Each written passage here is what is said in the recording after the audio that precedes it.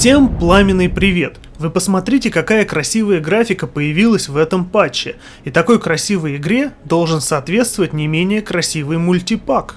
Я очень хотел успеть реализовать все свои идеи по мультипаку к релизу, но, к сожалению, не успел.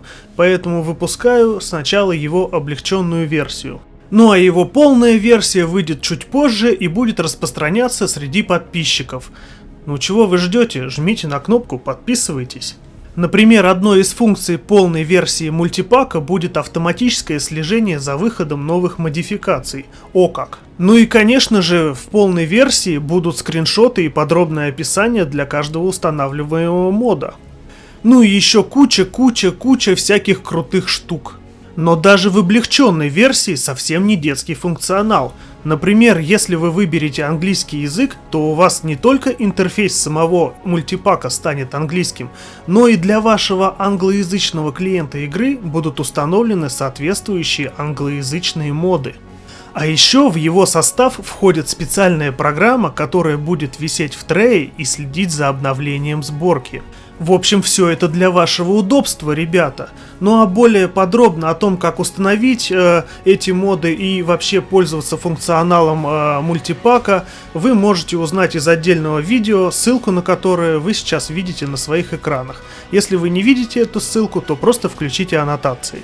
Или просто найдите эту ссылку, развернув описание к этому видео. Ну что, давайте взглянем на моды, которые уже вошли в состав мультипака.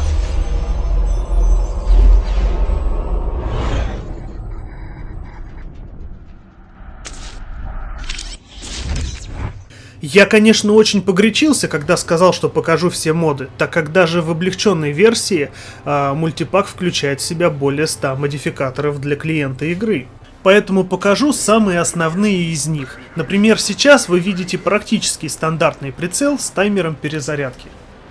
А теперь вы можете видеть так называемый прицел Кирилла Орешкина. Он отличается тем, что круг сведения у него вращается. Конечно, по первому времени это не очень удобно, но зато очень красиво. И если привыкнуть, то это совершенно не мешает и не отвлекает от игры. Все эти прицелы замечательнейшим образом настраиваются через меню самой игры, так же как и следующий прицел. Потому что дальше у нас идет прицел, который с легкой руки игроков получил наименование такое, как прицел вспышки. И если при выборе этого прицела у вас не появился квадратик, с помощью которого вы целитесь, просто зайдите в меню клиента игры и настройте вид маркеров. А теперь трепещите, потому что перед вами прицел из серии Overcross, с помощью которого вы сможете списывать все свои неудачи и промахи в рандоме на жуткие лаги сервера. И как вы уже догадались, этот прицел является выбором самого Джова. Устанавливайте, фанаты. Ну а если вы считаете 704-й объект лучшим танком Второй мировой войны, любите пощеголять бортами на сотке, и при звуках артиллерии у вас начинает дергаться глаз, то тогда следующий прицел точно для вас. Это прицел Джимбо, который также известен как выбор Муразора. И одной из его фишек я бы хотел назвать то, что он имеет двойное сведение. Я давно хотел реализовать эту функцию, а оказывается она уже есть. То есть мы знаем, что сейчас у нас точность повышенная у танков, поэтому вы можете не дожидаться полного сведения и ориентироваться по второму кругу сведения, и большинство снарядов у вас полетит именно в него. Мне кажется, или я спалил секрет нагиба? Да этот прицел просто создан, чтобы уничтожать арту. Кто там у нас следующий на очереди? Ах да, навороченный корейский прицел. Не устаю говорить, что прицел просто безумно красивый, но из-за большой нагроможденности всяких картинок он становится не очень-то и удобным. Поэтому я отрезал часть его функционала, например, такую как информационная панель. Но сами задумайтесь, зачем вам две информационные панели? И благодаря этому прицел стал вполне лаконичный и играбельный. Пользуйтесь, не благодарите. Ну а если вы большой фанат функционального минимализма, то следующий прицел просто создан для вас. Да простит меня моя учительница английского, этот прицел называется Multi-Maps MEF Mod. Или, как говорят у нас на районе, тот крутой синий прицел, который почти незаметен. Чего он только не умеет высчитывать и показывать, я даже часто использую его вместо калькулятора.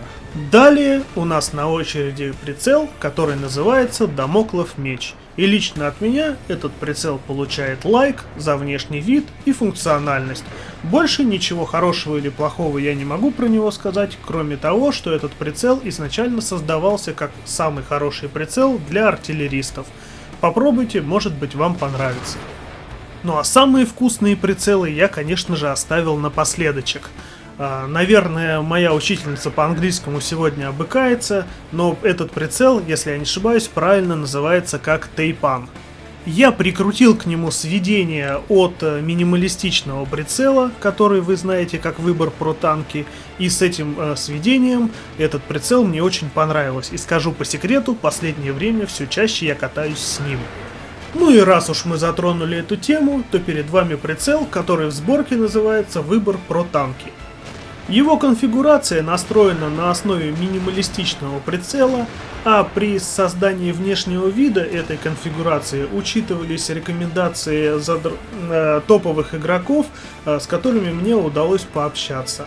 И благодаря этому прицел приобрел тот вид, который вы сейчас наблюдаете на экране. И благодаря этому виду вы можете как в снайперском, так и в аркадном прицеле удобно выцеливать противника, вам ничего не мешает и не отвлекает вас от игры. Я уверен, что с этим прицелом вы сможете повысить свою эффективность в бою. Хотелось бы мне отметить, что при создании конфигурации этого прицела мы не забыли о людях, страдающих цветовой слепотой, поэтому когда вы выбираете этот прицел, для него вы также можете выбрать конфигурацию, где будут изменены немножко цвета. Ну, в основном там будет отсутствовать красный, ну вот как сейчас вы видите, фиолетовый. Фух, ну пожалуй с прицелами на сегодня хватит. Давайте немного передохнем в ангаре. И, конечно же, в ангаре нам сразу же бросаются в глаза эти великолепные часы с датой и днем недели. И, конечно же, на мой взгляд, самые желанные моды — это расширенная послебоевая статистика и мод цветных послебоевых сообщений ясен-красен, который окрашивает все сообщения в этом чатике в разные цвета. Победа зеленый, поражение красный. Как говорится, не отходя далеко от кассы, прямо тут рядышком мы замечаем с вами, что карусель танков у нас стала в 2 ряда. Также в сборке можно выбрать карусель танков в 3 ряда. Этот мод будет полезен тем, у кого так же как у меня очень много танков. Двигаемся по часовой и видим, что старый добрый мод посадки-высадки экипажа одним нажатием кнопки остался и замечательно работает. А если мы перейдем в личное дело бойца, то при просмотре его перков и умений мы сможем увидеть более подробную информацию по ним. И теперь мы сможем прямо в ангаре узнавать нужную всю нам информацию, и нам не придется лазить куда-нибудь, например, на Википедию. Ну а красивый подземный ангар, который также входит в сборку, вы, наверное, уже сами заметили и оценили. Возвращаемся на поле боя и давайте быстренько галопом по Европам пробежимся по оставшимся модам. Во-первых, это информационная панель с данными по ТТХ танка, на который вы сейчас наводите свой прицел. В составе минималистичной конфигурации, в которой представлены только перезарядка и обзор, одноцветная полная конфигурация на прозрачном фоне, а также полная цветная конфигурация. Следующий мод у нас показывает направление, откуда по вам производят выстрелы и попадания, а также ведет отсчет с момента попадания по вашему танку. Также в сборке присутствует модификатор для цветовой слепоты. Далее в сборке присутствуют дамаг-панели на выбор, которые вот как сейчас могут показывать и полную информацию по противнику, кто, чем и как по вам стрелял, так и только самую необходимую информацию о стреляющем по вам противнике. Ну и по правилам хорошего тона, конечно же, режим цветовой слепоты у данной дамаг-панели. Ну и помимо стандартной настраиваемой панели повреждений, в сборке также присутствует круглая панель повреждений от игрока Заяц, которая помимо всего прочего также имеет еще и возможность ремонта модулей по нажатию клавиши Ctrl. Для механиков-водителей ArtSAW и PT-SAW в сборке присутствуют различные маркеры для критических углов горизонтальной наводки этой техники. Если вам захочется получше видеть и немного поднять свой FPS, то вы можете через сборку отключить туман на всех картах в игре и также выключить затемнение в снайперском режиме. Слева у нас уже выключены эти эффекты, справа то, как они присутствуют в игре. Дополнительно к этому вы также можете выключить отображение камуфляжей и надписей на танках. Также по многочисленным просьбам в установщике вы сможете модифицировать немного боевой чат, либо добавить к нему историю сообщения, либо добавить к нему фильтр и антиспам-систему. Более того, можно добавить мод, который будет в чате информировать ваших союзников о том, что вас засветили, когда на поле боя уже останется мало танков. А если вы сейчас взглянете на уши команд, то вы увидите, что там присутствуют разноцветные иконки танков. А для тех, кто не обладает реакцией суперкомпьютера, в сборке присутствует мод, который не позволит выстрелить по внезапно въехавшему союзнику в прицел или же по только что уничтоженному танку. Далее по порядку, но конечно же не по значению, у нас идет мод командирской камеры, который не только позволяет отдалять камеру на максимальное расстояние от танка, но также имеет возможность выключить раскачивание в снайперском режиме, то есть добавить стабилизации в движении, и помимо всего этого имеет возможность блокировать смену прицела снайперского и аркадного колесиком мышки, то есть снайперский прицел можно будет включить и выйти из него только по нажатию клавиши левый shift. Это опционально, и в установщике эту опцию можно либо включить, либо отключить. Также в моде командирской камеры есть возможность добавить многопозиционный снайперский прицел, и это позволит вам увеличить кратность увеличения в снайперском режиме. Дополнительно в сборке присутствует мод, который делает оповещение о пожаре более приоритетным и выводит его первым по очереди, помимо всех остальных сообщений.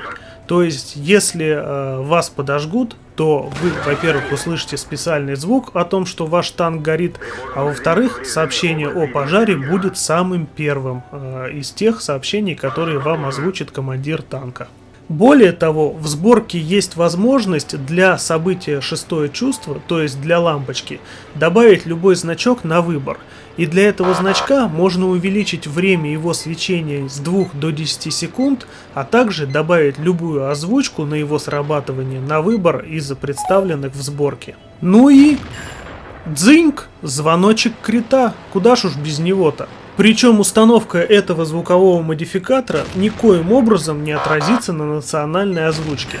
Если вы любите быстро набирать сообщения, то мод настраиваемый розы команд создан просто специально для вас. Вы сможете по клавише Z вызывать уже заранее забинденные туда команды, а также вы сможете самостоятельно редактировать конфигурации. Например, мод, который отвечает за вывод о времени перезарядки в чат, здесь настроен на горячую клавишу C, то есть когда вы нажимаете на сброс барабана и перезарядку, у вас выводится сообщение в чат.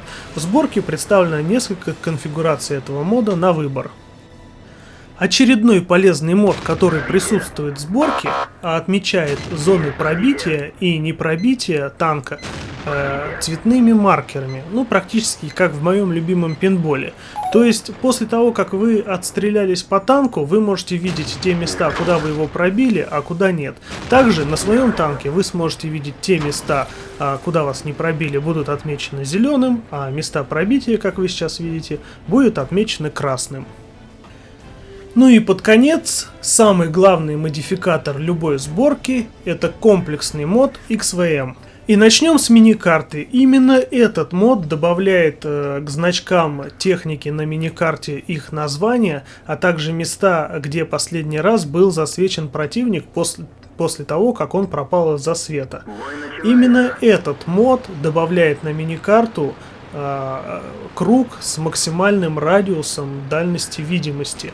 То есть в моей сборке это все еще больше расширено, и вот этот вот круг с максимальным радиусом, он автоматически подстраивается под те танки, которые вы выбрали, на которых вы вышли в бой, под навыки и умения экипажа, под оборудование, то есть радиус этого круга строится исходя из параметров вашей техники.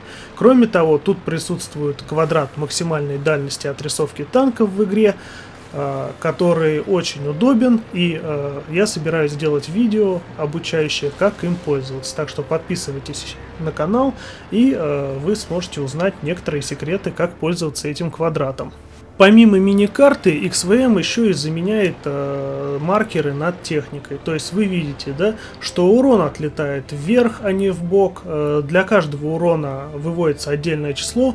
Более того, над противниками, это конкретно вот сделано в моей сборке, такая конфигурация, что над противниками, у которых осталось менее 30% хп, загорается маркер фокуса цели. То есть, как бы, это автоматический маркер «Атакуй эту цель». Также аналогично для союзников, у которых осталось мало хп, загорается щит над ними и говорит: прикрой союзника, помоги ему. В общем, как пользоваться этой полученной информацией, вы уж решайте сами.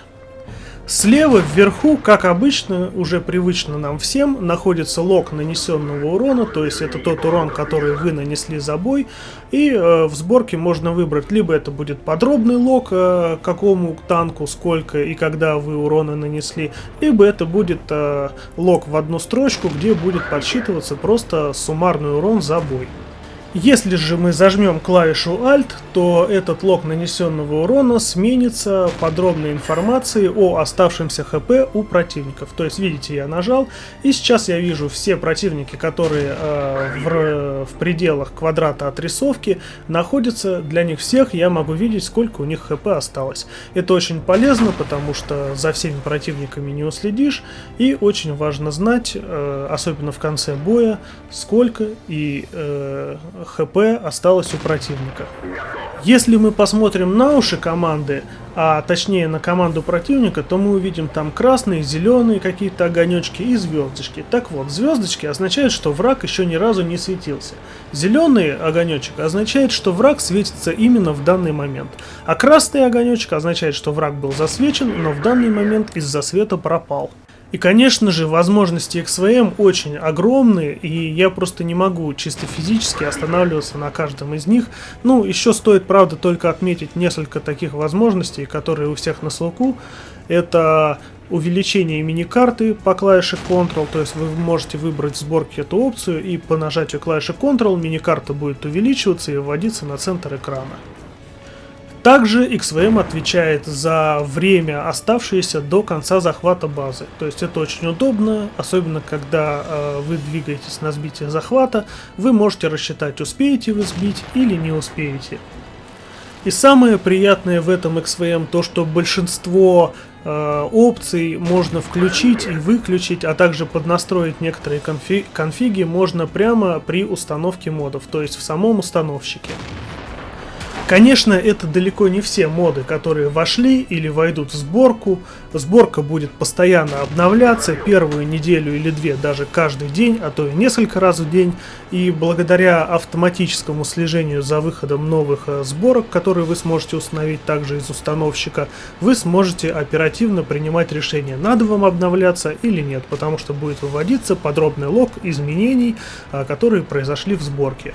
Все моды лично я проверяю антивирусом, более 40 штук прогоняю антивирусов по модам. Также лично смотрю код, поэтому если вы скачаете сборку с источников, которые я укажу под этим видео, или с официальных ресурсов Wargaming, то вы можете быть абсолютно спокойны, никаких вирусов в этой сборке не содержится. Если вы скачали с других каких-то сайтов, которые не указаны ссылками под этим видео, то тогда уж пеняйте на себя. Я не знаю, что там вам могли подсунуть.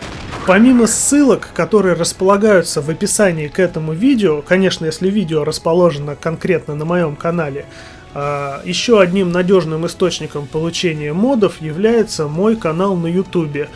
Там я размещу ссылки на надежные и официальные источники от компании Wargaming, а также на свои собственные источники, например, такие как облако Mail.ru. То есть ссылки, которые вы получите на моем канале, я за ними слежу, и там всегда самые свежие мои сборки модов, и не содержат они ни вирусов, никаких вредоносных программ. Дополнительно все свои сборки я буду выкладывать на сайте ResMods, ссылку на который вы также сможете найти в описании. Там не только все модификации проходят обязательную премодерацию и проверку антивирусом, но также там хранятся все версии моих сборок. Поэтому если вы захотите скачать какую-то более старую версию сборок, она там в архиве будет храниться. Лично я такие вещи не храню. Ну и самым главным источником получения обновлений для вас должна стать моя тема на официальном форуме компании Wargaming.